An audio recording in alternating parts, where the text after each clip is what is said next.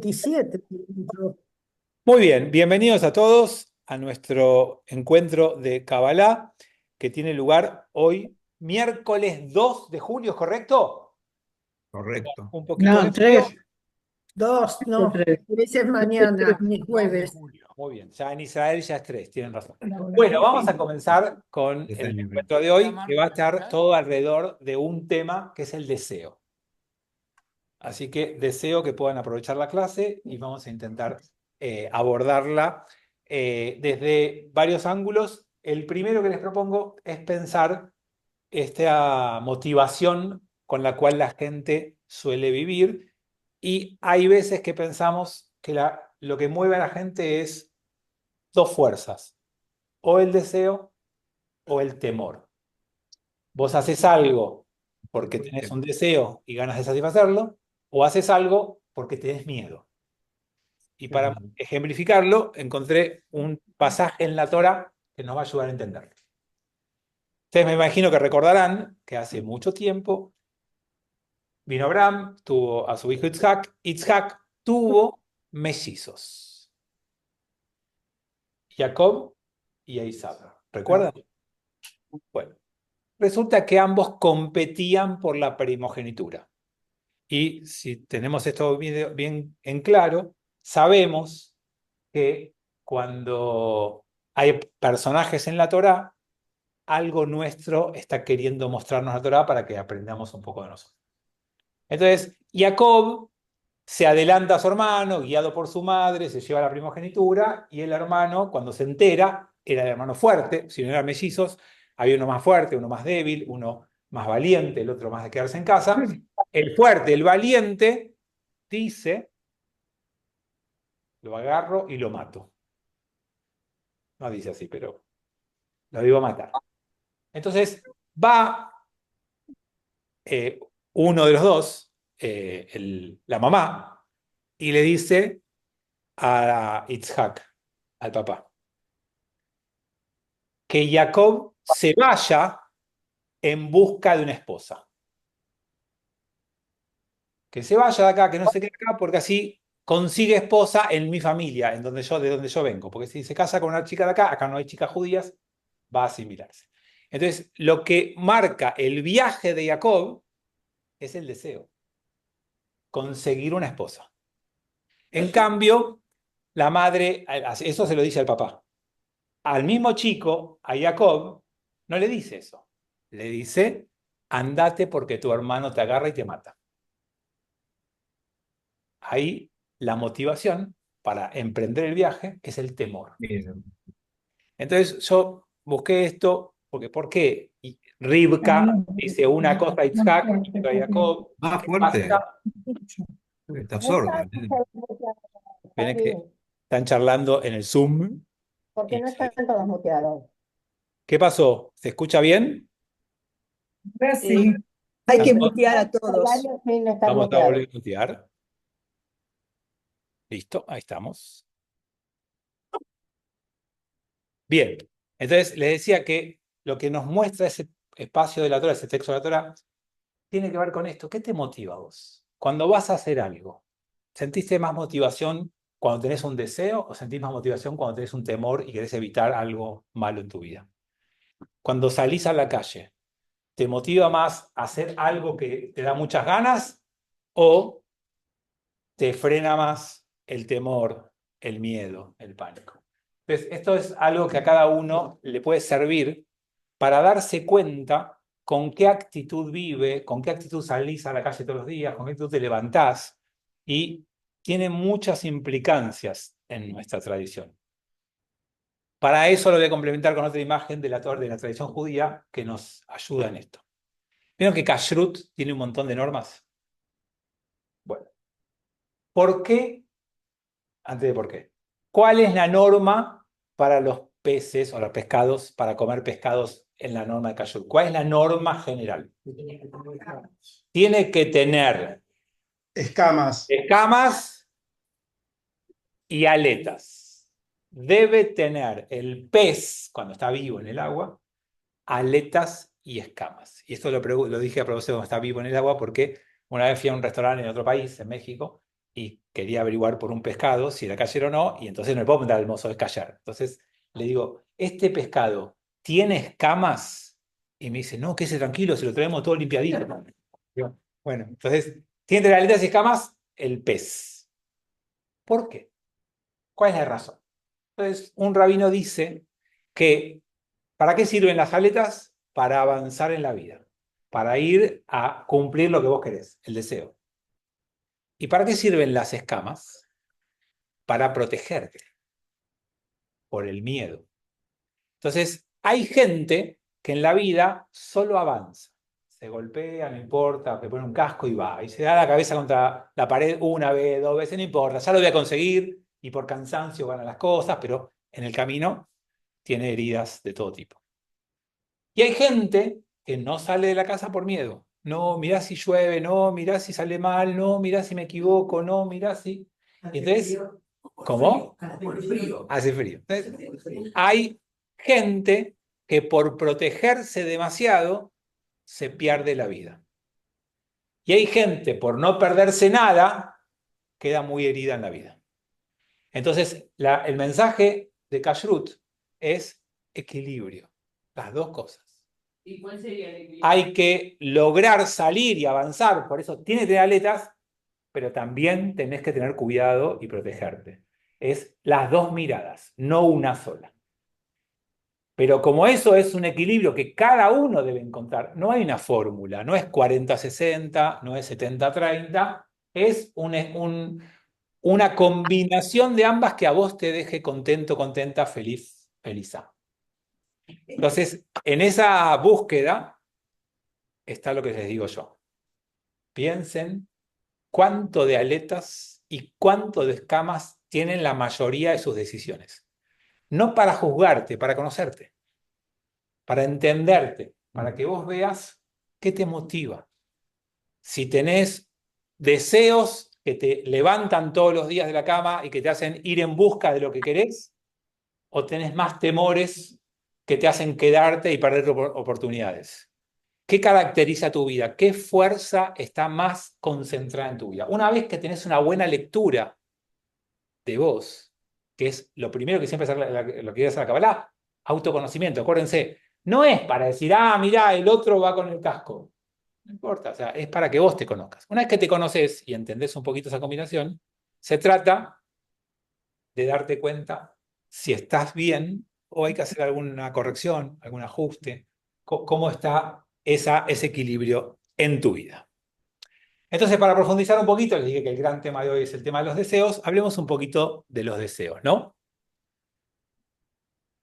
Vos ya sabés, si estás acá y tenés la edad que tenés, que cuando tuviste en la vida profundo deseo de algo, tuviste el tiempo y la energía para lograrlo.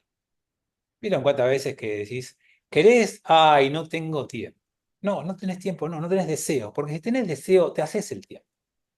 Ay, no, no puedo. ¿Por qué no podés? Y no, tengo un montón de cosas. No, entonces no tenés deseo, porque priorizás otras cosas. No siempre está mal eso, puede estar bien, pero vos ya sabés que hay una fuerza que te da el deseo, que cuando está presente, si te interesa mucho, por lo menos lo intentás, y más de una vez. Y hay gente que se excusa para no hacerlo y en realidad no quiere reconocer del todo, aunque sea con uno mismo, no importa lo que le digas al otro. Pero con vos mismo, que no, es que en realidad no tenés deseo. O tiene temor. O te ganó el temor, por eso hablábamos eso al principio, o te ganó el temor en todo esto. Pero tenemos que saber que si se trata de una actividad que te propone, nueva para tu vida, y vos tenés o no deseo, no es mi prioridad hoy acá trabajar con ustedes.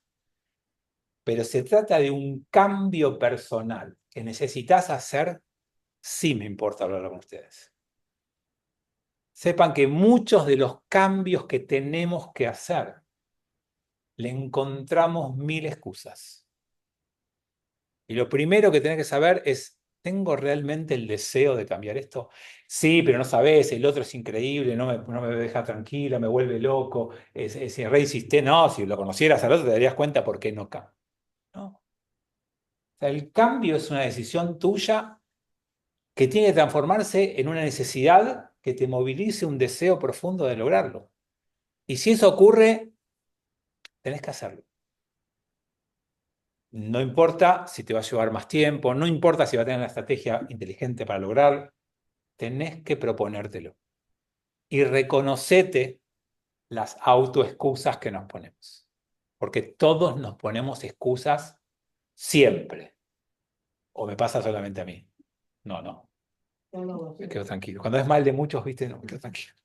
Bueno, entonces, si nosotros pensamos a la humanidad, podemos pensar que la historia de la humanidad es la evolución de los deseos. Y entonces esto, la Kabbalah lo va a traducir, que ahora vamos a ver, es como que hay escalas de deseos que van evolucionando. Y la humanidad va pasando por esa escala y nosotros desde que nacemos hasta que envejecemos, podemos llegar a pasar por las mismas escalas. Cuando digo podemos, es porque hay gente que se queda en las primeras. Acuérdense que envejecer es obligatorio, volverte más sabio no. Y eso tiene que ver con cómo manejamos. Entonces, hay una evolución de esos deseos, que podemos verlo en la historia de la humanidad como general o en mi vida en particular. Esa escala propone que hay un nivel inicial, llamémoslo el nivel 0. Hay una base que es, yo deseo recibir. Piensen en un bebé, ¿no? Yo deseo recibir, pero no tengo una pasión por lo que recibo. Tengo hambre y quiero tomar teta. Digamos, tengo el deseo de tomar la teta. Pero ese deseo no tiene la potencia que tiene el egoísmo de decir, yo quiero todo para mí y no quiero que vos tengas nada. Es un deseo que empieza y termina en mi leche. Es más, los bebés no están separados en su concepción de la madre. Son lo mismo. Entonces, cuando no hay separación del otro, no está esa distancia con el otro, el deseo es menos potente.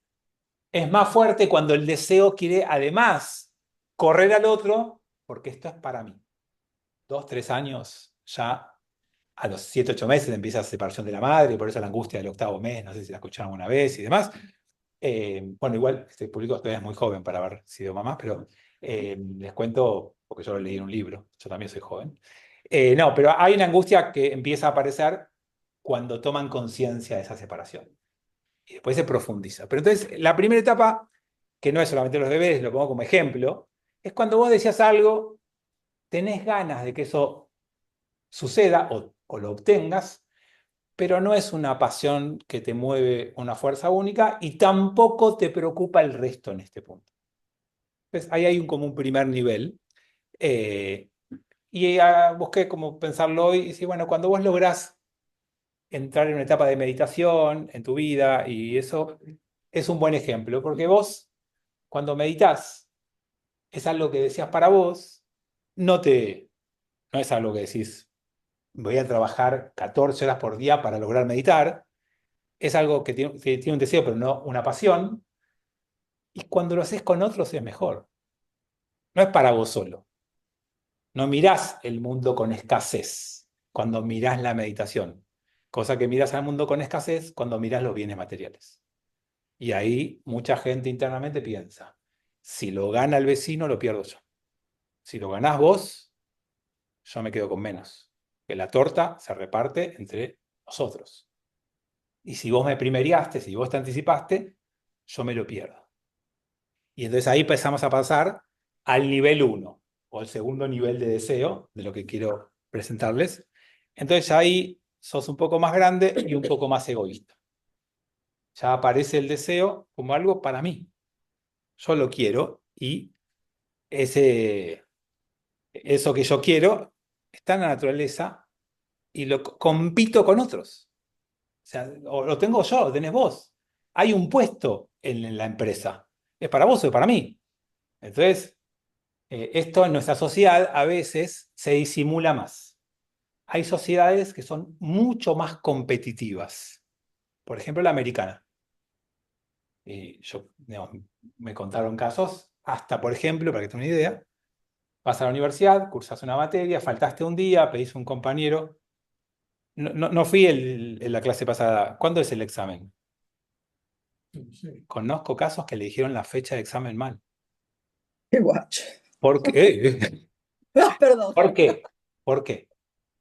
Porque el sistema generalmente de muchos lugares en Estados Unidos es por ranking.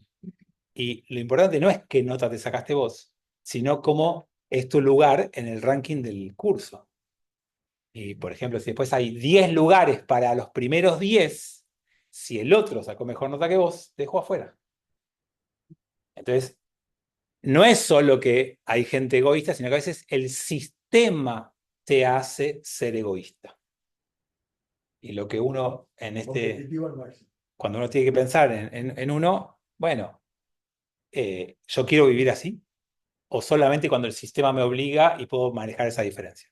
Porque como esto es cultural, una vez que vos crecés con ciertos parámetros de competencia, después cuesta mucho diferenciar dónde sí y dónde no. Es más, se transforma en tu cultura. Y cuando se transforma en tu cultura, te va a llevar más tiempo desandar ese camino. Porque puede haber sistemas que te obliguen a competir un poco más, pero en tu vida amorosa, sentimental, de familia, de amigos, nadie debería desarrollar la competencia. ¿Y cuántas amistades conocemos en donde en los grupos hay un montón de competencia? ¿Cuántas parejas conocemos que compiten? Entonces, la cultura que a veces en algunos ámbitos puede llegar a ser hasta beneficiosa, porque los departamentos de venta a veces pueden decidir que es mejor pagar recompensas en función de las ventas de cada uno y haces que tu equipo de venta compita ante ellos, no digo que sea bueno o que sea malo, no importa, estoy describiendo, eso llevado a otros campos puede ser un desastre. Entonces, ese nivel de egoísmo o de el deseo ocupando ese espacio en tu vida se ve en la Torre de Babel. ¿Conocen la historia de la Torre de Babel? No. Bueno, en el capítulo 11 de Bereshit, o sea, muy al comienzo, es justo el capítulo antes de que aparezca Abraham. O sea, vino Adán y Eva, Caín y Abel, la humanidad, viene Noaj, el diluvio, termina Noaj y antes de Abraham aparece un capítulo, medio capítulo, de la Torre de Babel. Ocupa, creo, si no me equivoco de memoria, son 11 versículos, o sea, es un pedacito de un capítulo. La humanidad decide construir una torre para llegar a Dios y hacerse un nombre. Y entonces todos van y construyen una torre para llegar a Dios y Dios dice que le parece mal y los castiga. Tengo un estornudo ahí dando vueltas. ¿Con qué? ¿Cómo? ¿Cómo lo castiga? Confundiendo las lenguas de ellos. La torre Babel viene de Bilbul. Bilbul es confusión, para no decir quilombo. Entonces, esa confusión es la que genera los idiomas que hoy hablamos. Pero lo importante en ese momento es que les cambió la lengua a todos y ya no se podían comunicar más. Entonces no pudieron construir más. ¿Y por qué fue eso? Porque el deseo de la torre era egoísta. No era altruista, no era para otros, era para ellos hacerse un nombre, una fama. Entonces, eso dice el Midrash, que les transformó a cada uno, en que les importaba más el ladrillo que la persona. Entonces, cuando vos venías a construir, si se caía una persona en la construcción, a nadie le importaba. Ahora, rompías un ladrillo y era tremendo. Nada, es un símbolo, esa interpretación, de lo que les digo. Hay un nivel de deseo por lo material que empieza a cegarte, a no permitirte ver al otro. Y te hace ser competitivo al máximo y egoísta al máximo. Y eso todavía se puede incrementar más, en más niveles, cuando no solamente estás pensando en lo material, sino que le agregás a eso otras cosas más, ¿no? Ahí ya también querés honor, poder, fama, fuerza. No solamente tenés un deseo muy potente de tener cosas materiales, sino que además tenés un deseo muy potente de destacarte por encima de los demás, a vos como persona. Y eso te hace todavía estar escalando estos niveles de deseo. Entonces, si miramos esto en su conjunto, lo que tenemos son deseos físicos, sexo, comida, plata o dinero, ¿no? Tenemos segundos niveles de deseos con riqueza, con más que lo que te sirve para sostenerte, sino que además acumular. Y después tenés los niveles de deseo del honor, de la fama o del reconocimiento. Ahora, hay un nivel más todavía, que es el deseo de conocimiento. Y ahí también aparece algo que es un deseo y que no es negativo. El desear saber, entender, comprender. Por eso en la Cábala, cuando veamos pronto el árbol sefirótico, vamos a ver que cuando vas ascendiendo en ese árbol, llegás a Jochma y Binah, que es lo que está más arriba que el hombre puede llegar, porque arriba de eso está el Ein Sof que no llegamos. Entonces, los dos niveles más altos que puedes llegar son sabiduría. Jochma es Jajam, sabiduría, y Binah es anime bin, lea bin, entendimiento. Entonces, cuando vos tenés sabiduría y entendimiento, eso conecta a una sefirá del medio, que no es sefirá, pero que está ahí en el medio, que es Da'at, que es conocimiento. ¿Está bien? Conocimiento. Entonces, ese es el nivel más elevado al que podemos llegar, y el deseo más elevado es ese de conocimiento. Bueno, sigamos. ¿Qué problemas tienen estos deseos? Sobre todo los más bajos, ¿no? Es que con este tema de... Tengo un poquito de alergia y me pasan estas cosas. Bueno, cuando vos tenés unos deseos, unos niveles de deseo bajo, deseas las cosas que están ahí en esos niveles más bajos, vos, el problema que tenés es que vos tenés un deseo. Tengo hambre. Satisfaces ese deseo. Te comes algo abundante. ¿Qué pasa con tu deseo? Desaparece. Si vos tenés el deseo de saber Torah y estudiaste un capítulo de la Torah y de repente decís, wow, lo entendí, mirá qué mensaje, me encantó, mucho mejor de lo que dice Fabi. Aprendiste algo muy bueno de Torah y tienes deseo. ¿Qué pasa con tu deseo? Se incrementa, continúa, está. O sea, el deseo, los deseos más bajos, te vas a dar cuenta, son los que se satisfacen cuando lo tenés y quedas vacío. O sea, te da mucho deseo de algo, lo obtenés, te baja el nivel de deseo, y si encima lo obtenés en exceso, te quedás peor que antes. Tengo unas ganas esta noche de un chocolate riquísimo porque hace frío, está buenísimo, quiero un chocolate. Tengo el deseo, sí, te decís, ay, qué bueno que tengo un deseo, qué lindo. Llego a mi casa y no me puedo contener, no me como un cuadradito, me como el chocolate entero. Entonces, cuando termino con el chocolate entero, ya, no es que me siento satisfecho y digo, ay, qué bien que estuve. Empezás, te sentís mal, te ve la panza, te agarra culpa. ¿Y cómo puede ser que tenías un deseo, lo satisfaciste y estás peor? Entonces ahí, por eso, esto de la escala y los niveles del deseo. Cuanto más elevado el deseo, más satisfacción te trae el cumplirlo, el lograrlo, y más renovás el deseo. Cuando es de peor nivel, en general es un loop. Tengo un deseo, lo satisfago, me siento peor, me agarra un vacío, vuelvo a tener el deseo, lo vuelvo a satisfacer mal, ¿se entiende? Ahora, eso no significa que yo pueda satisfacer un deseo a nivel bajo y sentirme satisfecho. Sí puedo. Pero para eso necesito entendimiento, comprensión, sabiduría, porque puedo. El deseo, que es deseo y no apego, es posible ser satisfecho si lo encaras de esa manera. ¿Cuál es la diferencia entre deseo y apego? El deseo es querer obtener algo. El apego es sentir que si no lo obtenés, no existís, estás mal, ¿no? Es una mirada equivocada, exagerada, fuera de lugar del deseo. Entonces, cuando vos tenés un apego, ¿vieron? Hay gente que lo tiene hasta con personas. Y se transforma en una obsesión. Y entonces, cuando estás obsesionado, ya no es un deseo. Por lo tanto, ahí uno puede darse cuenta cómo esto va funcionando en la vida de uno, ¿no?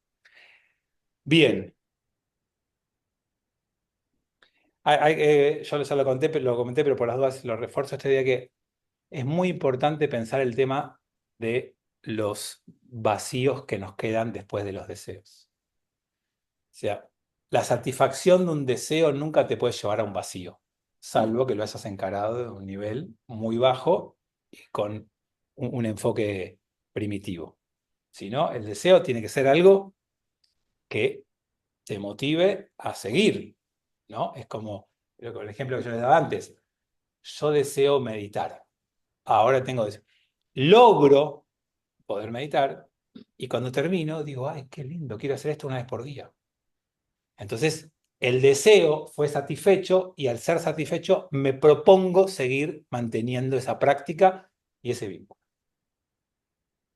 Tengo hambre. Como lo que yo creo que tengo que comer, en la cantidad que yo creo que me va a hacer bien, y además como en el término que quiero comer y de la manera que quiero, y cuando termino, ¿qué digo? Estoy satisfecho. Mañana voy a hacer lo mismo.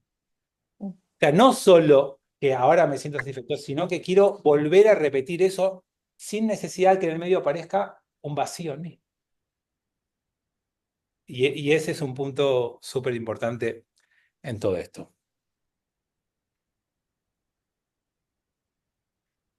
Bien, sí.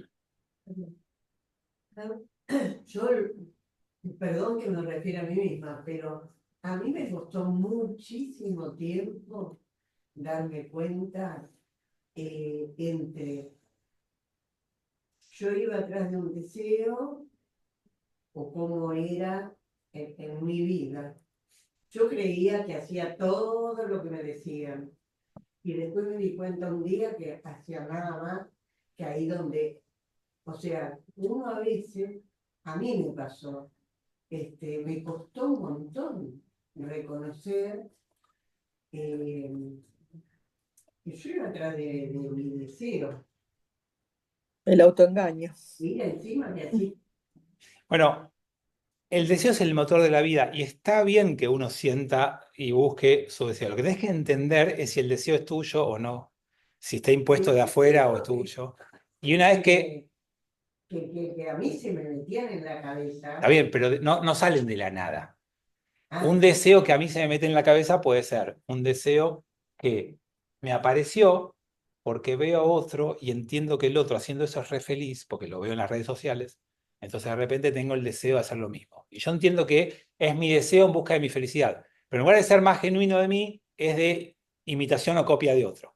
O porque lo veo en una imagen de una película, o porque lo veo en... No importa dónde, pero cuando... Y no es, digamos, no significa que todo deseo que surge de ver a otro está mal, no. De hecho, piensen en los hasidim. El método hasídico se constituye como tal. ¿Qué significa ser hasid? Significa ser piadoso. Cuando alguien es piadoso es porque cumple y observa las mitzvot y las hace con toda la pasión del mundo. ¿Y de dónde saca ese modelo? De su rebe. El hasid siempre tiene un rebe al cual admira y del cual aprende. Aprende. Si lo imita es un problema. Y ese es el tema. Cuando vos te transformás en un hasid, vos podés decir, yo soy un soldado y todo lo que mi rebe me diga, aunque sea tirarme del 10º piso, lo voy a hacer.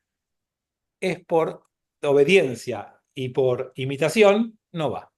Si tu rebe te inspira, no te obliga, no te manda, sino que te inspira, y vos decís, mirá qué buen ejemplo, yo quiero inspirarme en él para tener mi vida con los valores que él sostiene, y quiero tener en mi vida la misma coherencia que él tiene, que es un coherente entre lo que él dice y lo que él hace, no es que yo voy a decidir hacer lo mismo, yo quiero tomar la coherencia de él y tener en mi vida esa misma distancia entre lo que yo digo y lo que hago, entre lo que creo y lo que me comporto, ahí me está inspirando.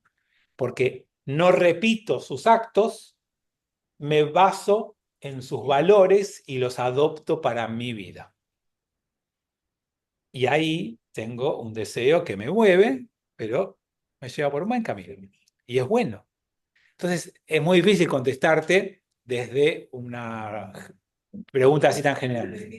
Para reconocerlo, está bien que yo soy grande, un poco más grande también.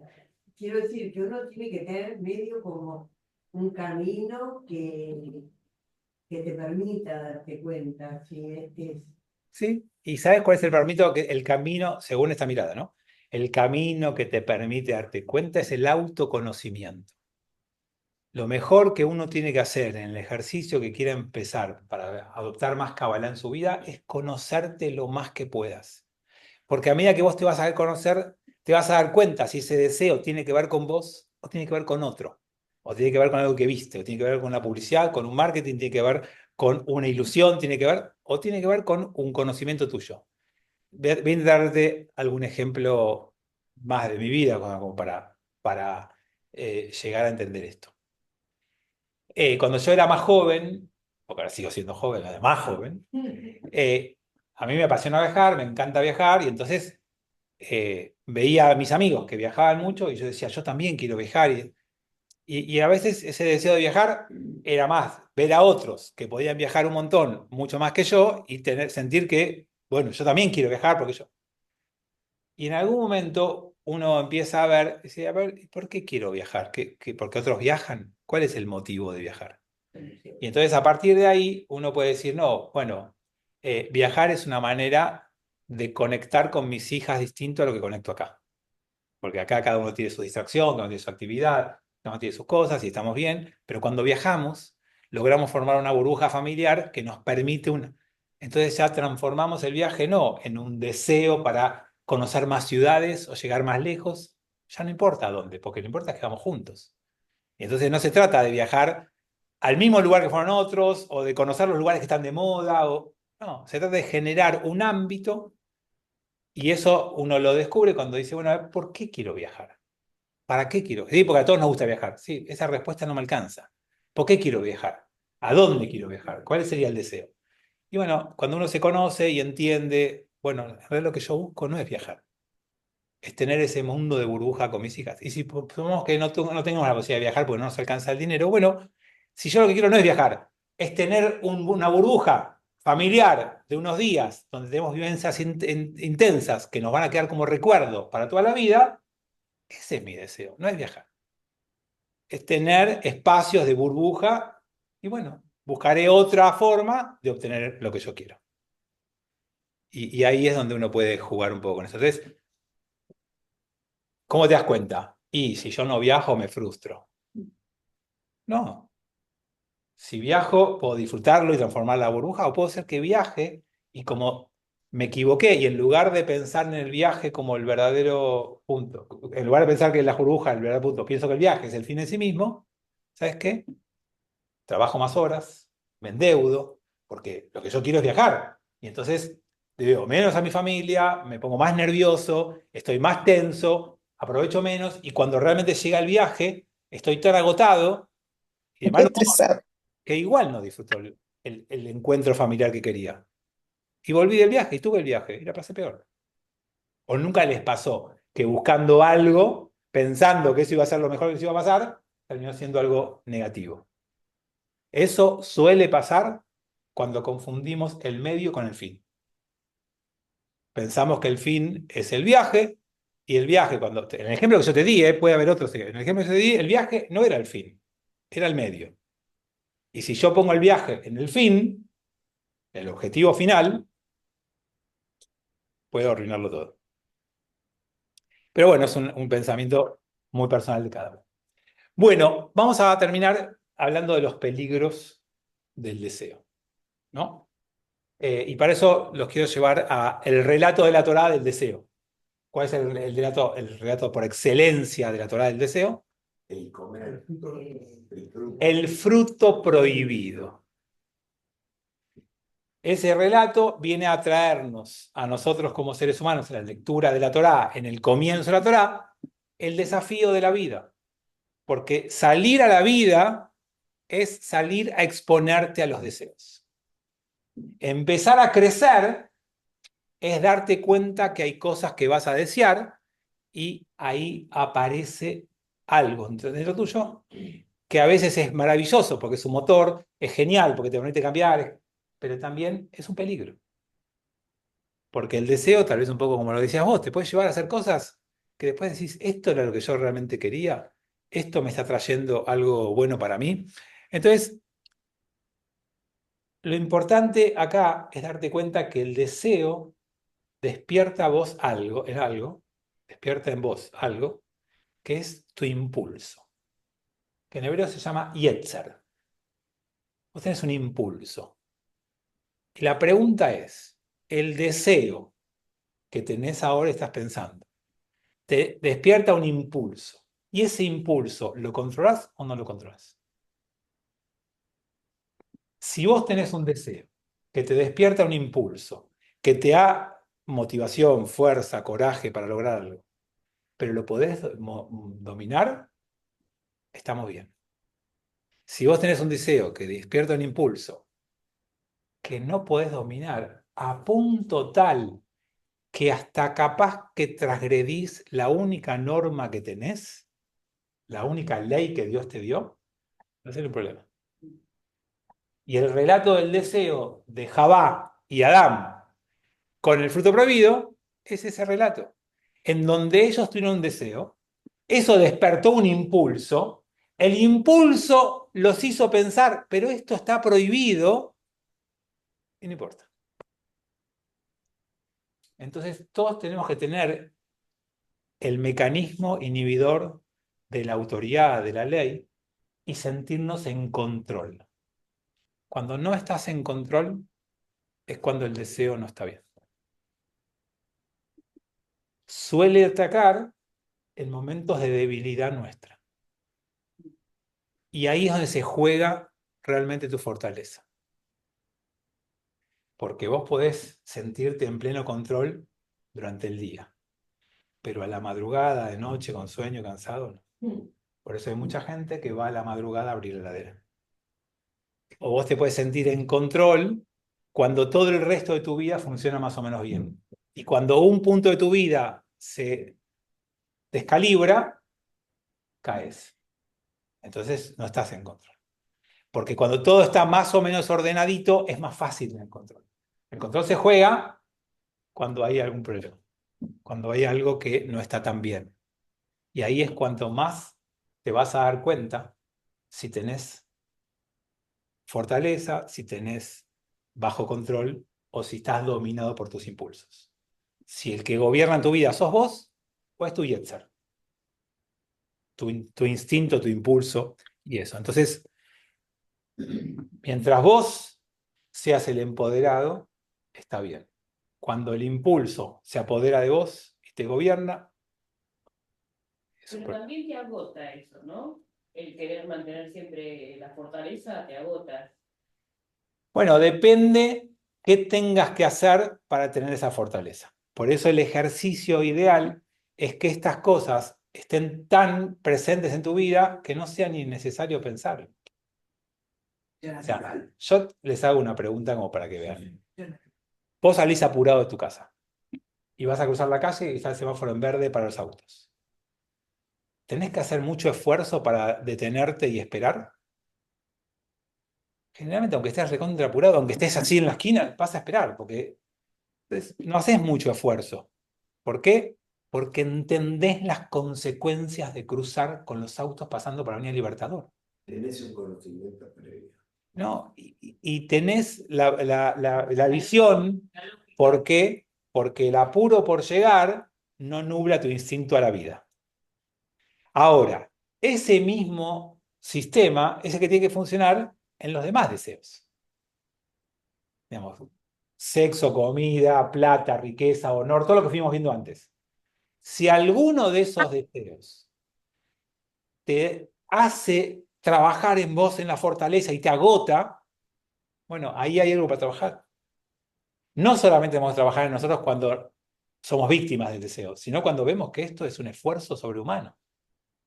Porque debiera funcionar con, obviamente, un deseo, pero entendiendo que si la riqueza no es el fin en sí mismo, sino que es un medio que yo quiero conseguir. Y tengo un deseo. Y para conseguirlo, voy a perder otras cosas que tengo, como la libertad, como la honorabilidad, como el buen nombre. ¿Voy a perder todo eso porque quiero riqueza? Y entonces, si no voy a hacer eso, no tengo que trabajar en mí un montón para contenerme y no aceptar una coima. ¿No? Si yo fuera empleado público, qué sé yo. Por eso. Entonces, hay, digamos, no debiera agotarnos, y si nos agota, bueno, hay que trabajar algo. No deberíamos sentir ese agotamiento. Bueno, y para el segundo periodo les traje un poquito algo, dije antes, del apego. Vamos a volver con el ejemplo en hebreo. Y les traje como las dos palabras claves, ¿no? Una palabra es ahavá y la otra es teyuká, ¿no? Lo tienen ahí, ¿no? Que es una diferencia entre el amor y el deseo de apego, el deseo fuerte, ¿no? Cuando vos tenés ahavá, el amor por otro cura, sana.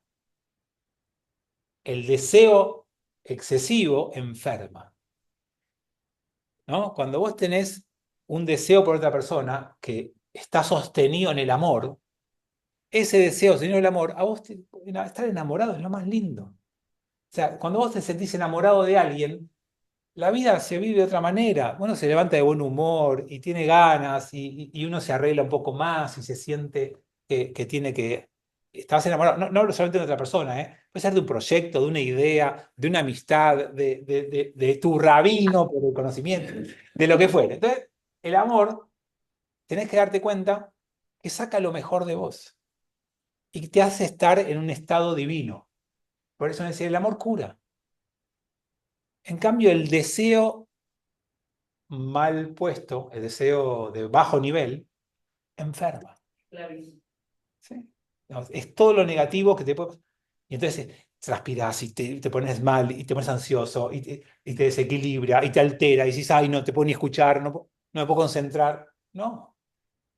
Entonces ahí tenés uno de los modelos para darte cuenta si esto que estás sintiendo sana o desgarra. Saca lo mejor o saca lo peor de vos, ¿no?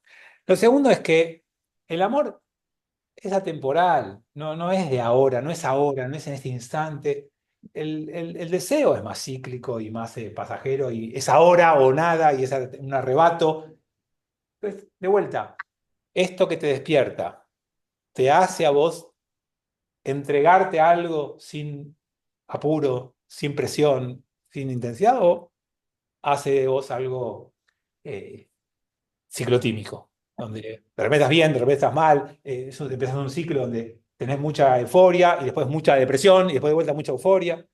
Digamos. Esos son indicadores de lo que estamos hablando, ¿no? Entonces, por último, cuando vos sentís amor, muy difícilmente se vaya. Tiene que pasar algo muy grave para que se vaya. En cambio, el deseo, si lo querés combatir, vuelve con más fuerza, ¿no? Es algo de eso que no vas a poder refrenar fácilmente. Va a haber que trabajar de una manera más intensa. Entonces, elegí algo para terminar el encuentro de hoy como idea para pensar. Pensaba, ¿cuál es la imagen de los deseos? ¿En qué pensaría yo? ¿Cuál es la imagen así de cuentos, de películas, de... ¿Cuál? Aladino. ¿Y cuál es el producto, el elemento? La lámpara. La lámpara. Pensé en el mismo. Entonces digo, a ver qué hay atrás de esa imagen. Entonces piensen un poquito. La lámpara de Aladino lo que nos dice es que hay adentro la capacidad de satisfacer deseos. Pero esa capacidad de hacer, el genio, lo que hace es satisfacer tu deseo. Hay adentro una capacidad de satisfacer tus deseos.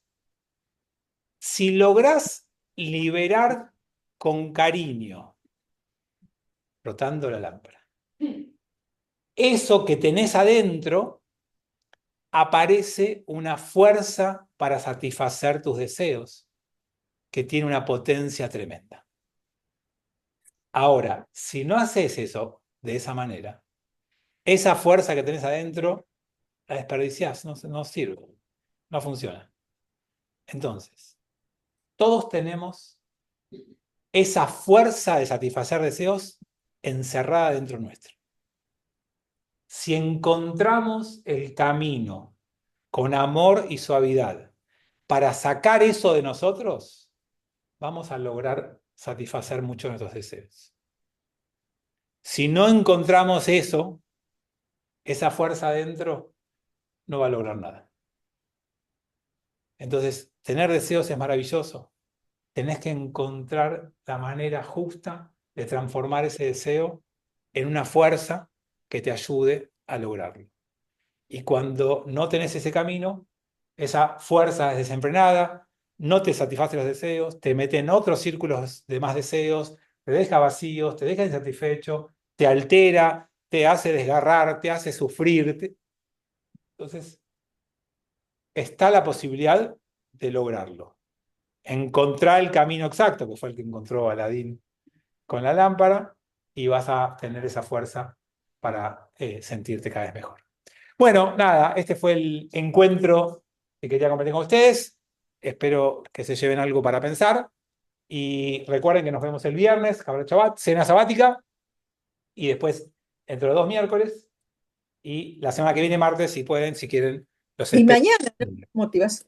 Mañana no hay también meditación. Sí, y es verdad que está bien que te hagas porque es un punto, una propuesta muy buena para ustedes con la búsqueda en la que están, que los que tengan ganas de aprender a meditar o de meditar, porque ya saben, a las 6 mañana un espacio, un encuentro gratuito, abierto para todos los que quieran, con Yani, una persona de Lambert que está formándose mucho en esto, incluso en Estados Unidos, con varios cursos y programas hechos. Así que si tienen ganas mañana a las 6, viernes, martes que viene y el otro miércoles. Miércoles 16. Chau, chau. Gracias. Chau, chau. Chao.